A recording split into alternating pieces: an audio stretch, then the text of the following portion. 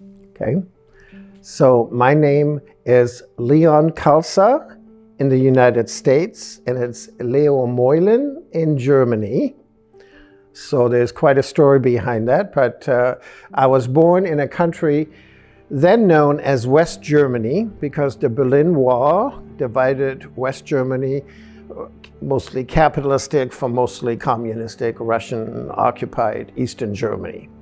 And so that was the country I was born in, and I graduated from high school in 1972 and then left for a one-year visit college year in the United States.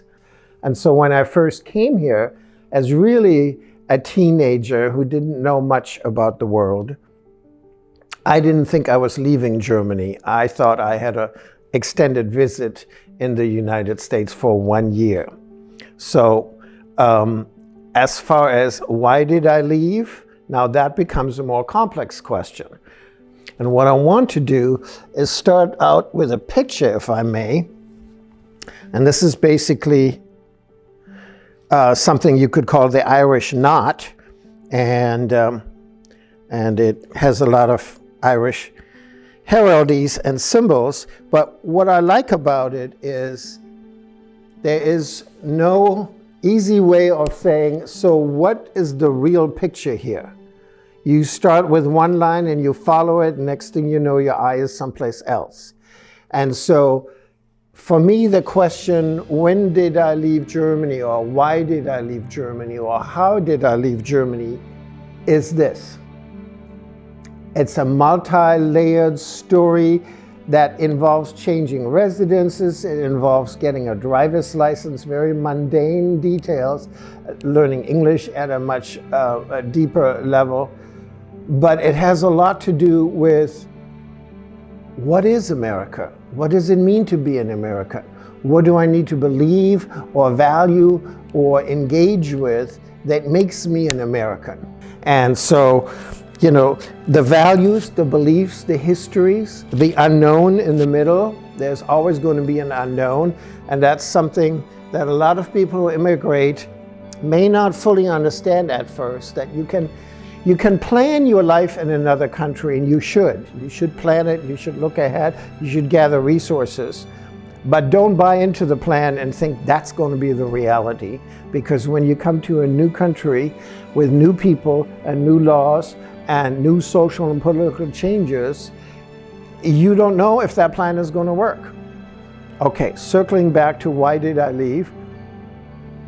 The most important decision I made when I was 19 years old. My father had said, you come to the United States for 1 year and then you come back. And in Germany, if your father says you come back, you better come back. That's a pretty big deal. And 1 year of the United States and studying at the liberal arts Jesuit college in Buffalo, New York,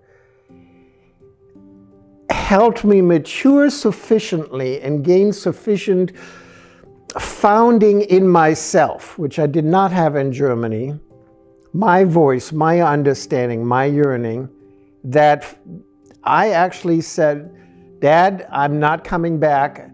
I can finish college in 1 more year. I basically did 4 years of college in 2.5 years, and I want to stay and finish college. And so that was a very significant break with my family, because my plan was not their plan. And in Germany, following what the family wants, in those days, we live in a different generation now, but in those days, that was what you did. And so for me, to rebel was almost my personal declaration of independence, just like the original 13 colonists who were subjects of the British Empire got together 200 years earlier and said, you know, Declaration of Independence, which was a big deal. And they went from being colonists to creating a new fiction called America that then became very real. So, very simple. I was a German high school graduate. I went to the American consulate, got a student visa. Was really no complication.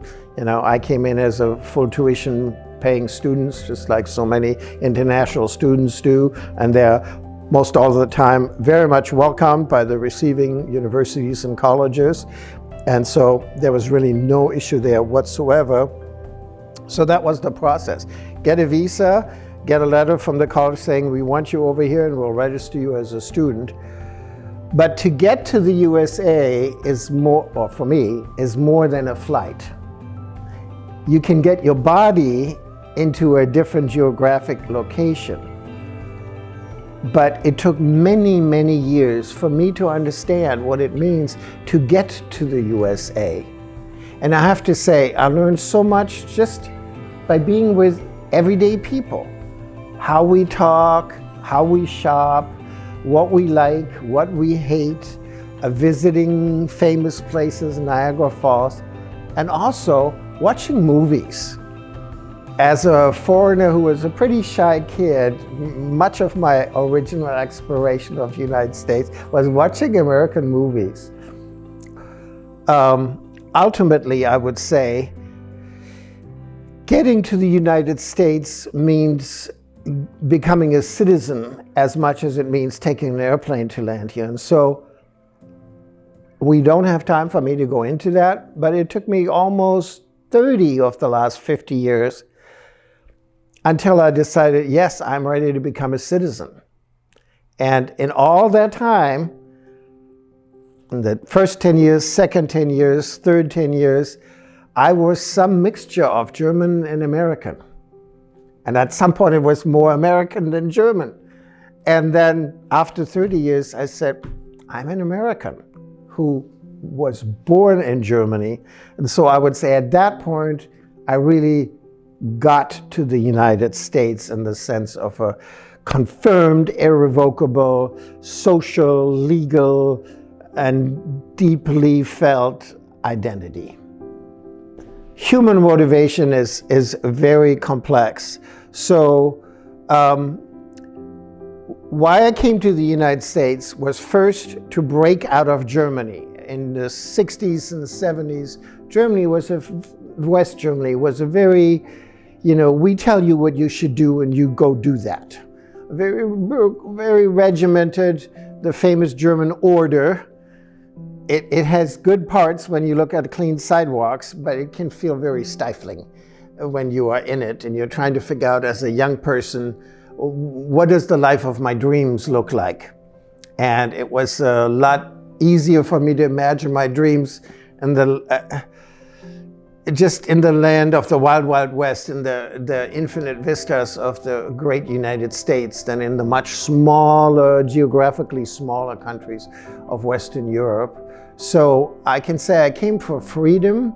I came for a sense of, yes, I could have a good life in Germany. The country is prosperous and you have a good health system and all of that. But can I find out who I am in my own exercise of individual freedom?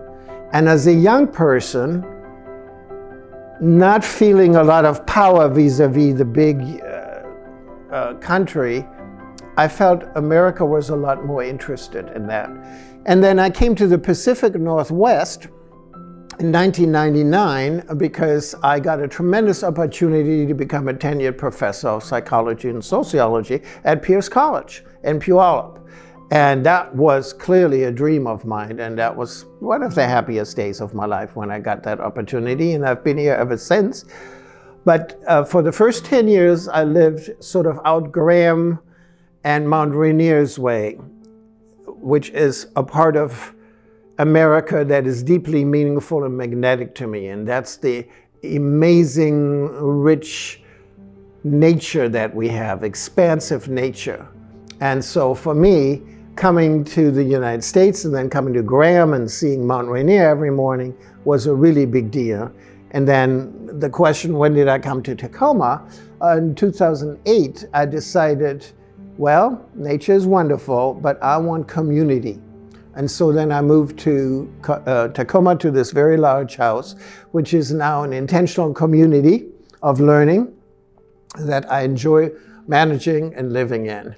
And that was a very good decision. And that's part of my life unfolding that I would not have done in Germany and probably couldn't have conceived of in Germany.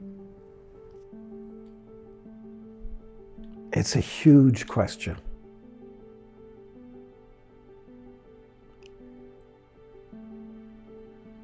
Becoming an immigrant is an experience that will change you on many, many levels. The laws, the music, the conflicts, the lack of conflicts, what is said, what is unsaid, the politics, the fashions. America is both amazingly generous and compassionate, but it can also be a cruel place and a place that drops you like a hot potato. I would say that the Germany, both West Germany and the Germany of today, has a lot more social support for people who might not be the winners of the capitalistic game. And in the United States, as most of you know, that has been a discussion for at least 2 or 3 generations. How strong should be our social safety net? So if you come here as an immigrant, be aware that you can succeed because beyond your wildest dreams, but you can also fail. And people will let you fail because that's part of freedom. And so that's scarily exciting, if I can put it like that.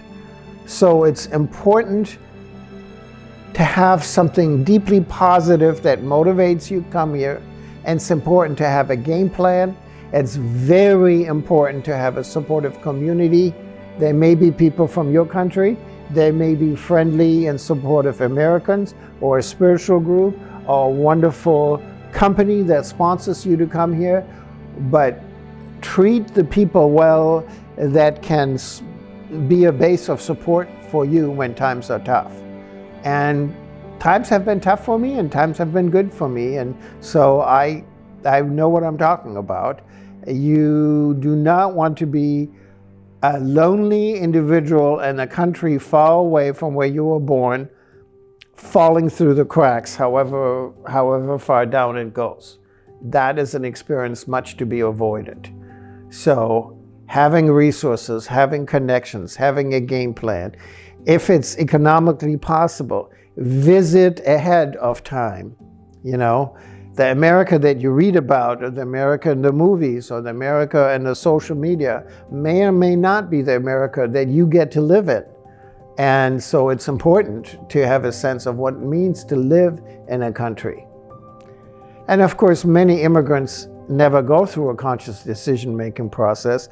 They run away from the tornado at their back, and all they can think about is get out as fast as possible or I'm going to die, in which case my little speeches here are going to be very much besides the point, you know. Survival is the name of the game. And there are portions of America where it's all about survival, and that's a tough place to be. So be aware of the range of possibilities would be my advice. Be very realistic about that. You know, have courage, have heart, have dreams. That's something I want to say. Being an immigrant is definitely being launched by your dreams. The contribution that I'm most proud of is my over 20 years service at Pierce College as a professor of psychology and sociology. Every once in a while, I try to sit down and add up how many students in this quarter, how many students in this quarter, times 22 years, what does that add up to? And I really can't measure what the forward wave is of meeting interesting, excited young students and communicating to them the joy of understanding yourself, the joy of understanding our society, the joy of understanding our world, even though those understandings are always limited, but to go for it, to try it, to launch projects, to launch tryouts, to see how this could relate to that. I find it so easy to sleep when I think of, am I giving something back to this country that has allowed me to come in? The answer is absolutely yes. And in a way that I hope is generative into the future. I believe that being genuinely giving and kind to people is a powerful gift to give to your neighbors, to your community, to your religious affiliation. And becoming an American is not only a geographical journey, but it's a spiritual journey, and it's also a fictional journey. Because I, as one new citizen, and each one of you as a citizen, you have to sort of color in the fiction of what is America. And fiction not in the sense that it's not real, but fiction in the sense that it's a socially created reality. Mount Rainier is Mount Rainier, whatever we call it. And it has had different names across the different people who own this land through history.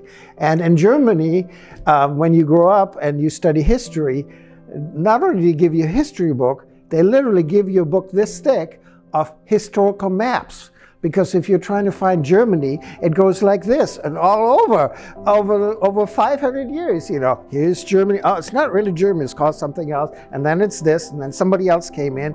And you can kind of see how the countries are kind of created and disassembled, and they fight and they conquer, and then they're called something else. And America's history has been so short that we haven't had this massive rearrangement, but just imagine a history in which the Civil War had been won by the South. What would America mean then? Would there be two Americas? Would one be real and the other one not? Could it be that at some point Canada and Mexico and the United States could become a country? Who knows, you know? So each person and each generation has to reconquer for itself or reestablish for itself what it means to be a citizen of the United States. Because part of it is a fact, and part of it is a fiction or a creation that each generation bequeaths to the next generations of America.